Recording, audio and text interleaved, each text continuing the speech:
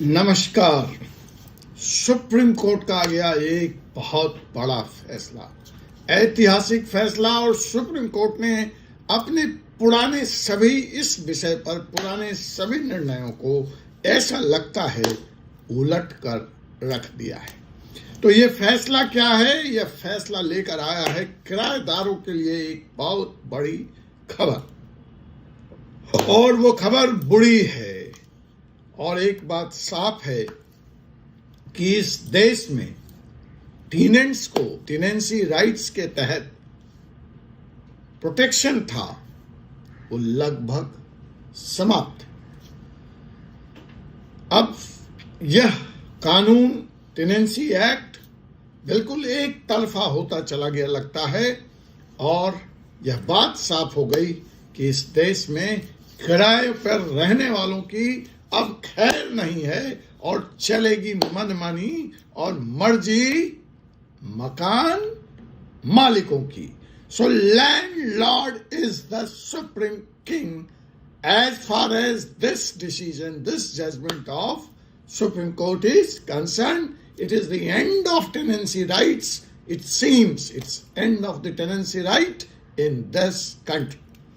तो नमस्कार दोस्तों, मैं हूं डॉक्टर जय कुमार पांडे, सुप्रीम कोर्ट का एडवोकेट, और आपके YouTube legal channel 4C supreme law पर आपका दोस्त, आपका हमदर्द, आपका साथी। और करता हूं मैं आज यहां आप सबका पुनः एक बार जोरदार स्वागत। आज हम चर्चा करेंगे सुप्रीम कोर्ट के उसी ऐतिहासिक फैसले की जिसने मकान मालिक और किराएदार, टेनेंट्स एंड लैंडलॉर्ड के अधिकार को लेकर जो कंफ्यूजन था उसको दूर कर दिया है, उसको पूरी तरह से पारदर्शी कर दिया है, स्पष्ट कर दिया है। तो क्या है यह फैसला? फैसले का जो प्रथम बिंदु है, जो पहली चीज है, वह यह है कि इस फैसले ने किराएदारों को एक बार और तगड़ा झटका दे दिया है। अब नहीं चलेगी किराएदारों की जो कोर है, जो बेस है इस फैसले का, डिटेल्स में और जाऊंगा, वह यह है कि मकान मालिक अपनी मर्जी का मालिक है, और उसकी संपत्ति का क्या इस्तेमाल होगा यह अदालत तय नहीं करेगी, यह किराएदार तय नहीं करेगा। अब मकान मालिक स्वयं अपने इस अधिकार की रक्षा कर सकेगा, और वह तय करेगा कि उसको अपनी संपत्ति के साथ क्या करना है और क्या नहीं करना है। मतलब अगर उसको आधी रात को लगता है कि आपको जाना चाहिए तो आपको जाना पड़ेगा। किराएदार यह तर्क नहीं रख सकता कि मकान मालिक के पास दूसरी संपत्ति है, उसे बेदखल नहीं किया जाना चाहिए, या मकान मालिक के पास अच्छी आय का साधन है, उसे व्यवसाय करने की जरूरत नहीं है, वह नौकरी करता है, वह दुकान का क्या करेगा, आदि आदि तर्कों का हो गया तड़का और अंत। अब एक बड़ा डिफेंस जो बेदखली इविक्शंस के केस में होता था टेनेंट्स के पास, वो डिफेंस खत्म हो गया कि मकान मालिक के पास दूसरी संपत्ति है साहब, इसलिए किराएदार बेचारा है, उसको बेदखल नहीं किया जा सकता। जी हां, हम बात कर रहे हैं इस निर्णय की जो आया है कन्हैया लाल आर्य बनाम किराएदार, कन्हैया लाल आर्य वर्सेस टेनेंट। मुद्दा क्या था? मकान मालिक ने अपनी संपत्ति पर कब्जा पाने के लिए मुकदमा दायर किया, लेकिन किराएदार ने यह कहा कि मकान मालिक के पास पहले से कई संपत्ति है। निचली अदालत का फैसला मकान मालिक के पक्ष में गया। मकान मालिक के इविक्शन नोटिस को निचली अदालत ने स्वीकार कर लिया और किराएदार को मकान खाली करने का आदेश पारित कर दिया। लेकिन किराएदार पहुंच गया हाई कोर्ट। जी हां, हम बात कर रहे हैं झारखंड हाई कोर्ट की। पहुंच गया झारखंड हाई कोर्ट, और ये बिहार और झारखंड वाले, वैसे तो दूसरे राज्यों वाले बड़े जुझारू होते हैं साहब, ये मानते हैं नहीं। तो साहब जी ये पहुंच गए किराएदार हाई कोर्ट, और हाई कोर्ट ने फैसले को, निचली अदालत के फैसले को उलट दिया और किराएदार के पक्ष में फैसला दे दिया। अर्थात उसके इस डिफेंस को मान लिया कि मकान मालिक के पास और संपत्ति है, उसे इस दुकान मकान की कोई जरूरत नहीं है। अब मकान मालिक बेचारा करता तो क्या ना करता, वो पहुंचा सुप्रीम कोर्ट। वहां उसने दी चुनौती झारखंड हाई कोर्ट के इस फैसले को, और सुप्रीम कोर्ट ने एक ऐतिहासिक फैसला देते हुए हाई कोर्ट के फैसले को उलट दिया, इविक्शन का राइट दे दिया और किराएदार को मकान छोड़कर जाने को कहा और मकान मालिक के फेवर में इविक्शन का फैसला दे दिया। और इसी के साथ तय हो गया कि अब अपने मकान का, अपनी संपत्ति का मकान मालिक क्या चाहे वही मालिक है, वही तय करेगा। इस बात से फर्क नहीं पड़ता कि उसके पास एक मकान है, कि एक कित्ता है, कि 4 कित्ते का मालिक है, कि 5 कित्ते का मालिक है। अब इस फैसले ने देश में किराएदारी प्रथा और किराएदारों की स्थितियों को गंभीर चुनौती दे दी है। अब इससे क्या होगा?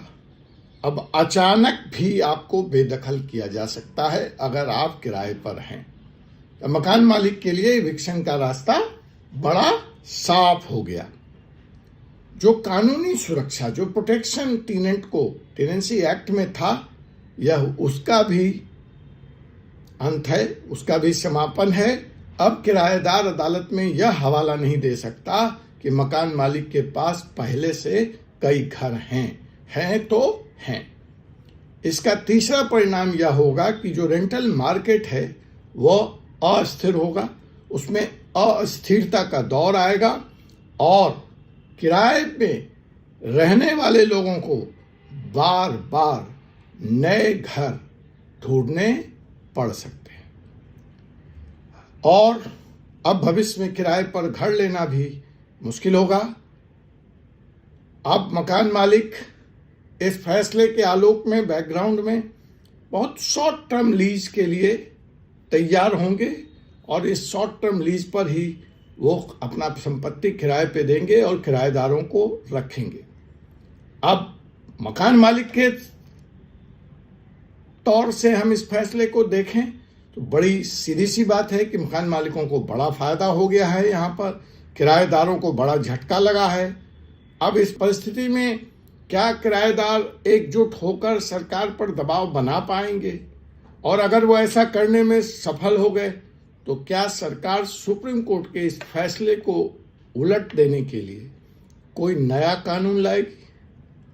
क्या इस देश में किराएदारों की सुरक्षा के बारे में पुनः विचार किया जाएगा और ऐसे प्रावधान, ऐसे कानून संसद के द्वारा लाए जाएंगे जिससे टेनेंट्स राइट्स भी प्रोटेक्ट हो सकें, एक तरफा ना हो जाए यह मामला और किराएदारों के लिए सुरक्षा बढ़ाई जा सके?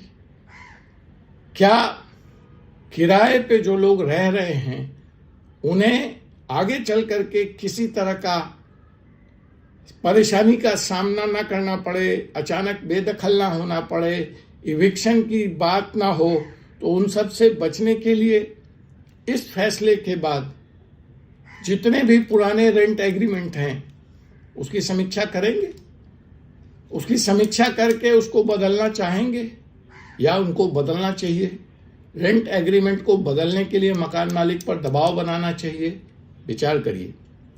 जहां तक मेरी राय है इस मामले में या मेरी लीगल सलाह है तो बड़ी स्पष्ट सी बात है कि अगर आप मकान मालिक हैं तो आपका तो पौ बाड़ा है, 5 उंगलियां घी में और सड़ कढ़ाई में है। हाँ, आप तो घी के दिए जलाइए, आपके लिए बड़ी खुशी की खबर है। और अगर आप किराएदार हैं तो सावधान सावधान, सचेत हो जाए।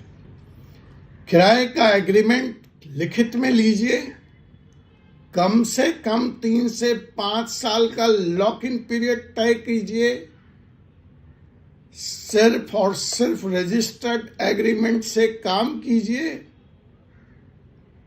और अगर आप चाहते हैं कोई मकान मालिक आपको बेदखल न करे, बेवजह, बिला वजह, बेवक्त, तो जनाब कोई नया ग्राउंड ढूंढिए मकान या दुकान नहीं खाली करने का। क्या आपको लगता है कि यह फैसला किराएदारों के साथ नाइंसाफी है, ज़्यादती है? क्या आपको यह लगता है कि सरकार को किराएदारों के अधिकारों के रक्षा के लिए कोई नया कानून लाना चाहिए? अपनी कमेंट और राय से हमें ज़रूर अवगत कराएं। वीडियो को लाइक करें, शेयर करें और चैनल को सब्सक्राइब करते। मिलते हैं अगले वीडियो में एक और लीगल अपडेट के साथ। तब तक मुझे advocate doctor Ajay Kumar Pandey, supreme court of India को अनुमति दीजिए। जय हिंद, जय भारत।